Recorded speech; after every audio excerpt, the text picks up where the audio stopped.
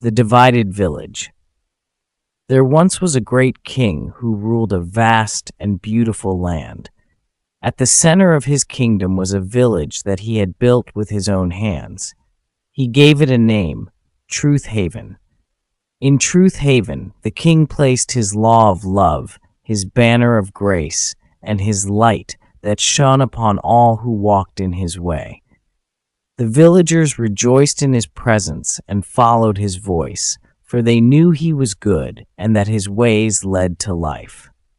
But one day, a stranger crept into the village.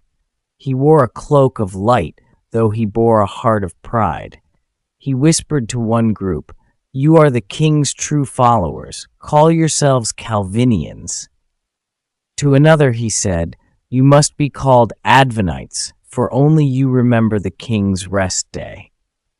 Then he went on, "You are Methodites, and you are Baptizers," and so on, until every corner of the village bore a new name, a new flag, and a new wall.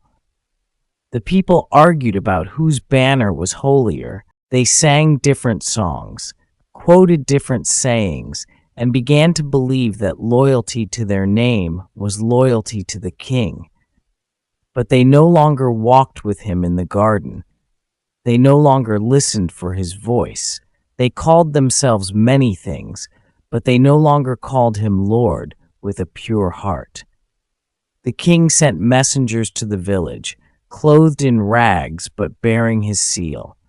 They cried aloud, "Come back to the king. Tear down your walls. Cast off your names. The king desires your heart, not your label." But the villagers mocked them. "Which group are you from?" they asked. "What is your doctrinal badge?" Then one day, the king himself returned. He walked through the village, but he did not stop at any tent, banner, or denomination. Instead, he looked into the hearts of the people. To those who still loved him, followed his voice, and walked in his truth regardless of their label, he said, "You are mine. Come, enter the joy of your king." But to those who clung to their group and their name, thinking it would save them, he said, "Depart from me. I never knew you. You honored your sect more than me."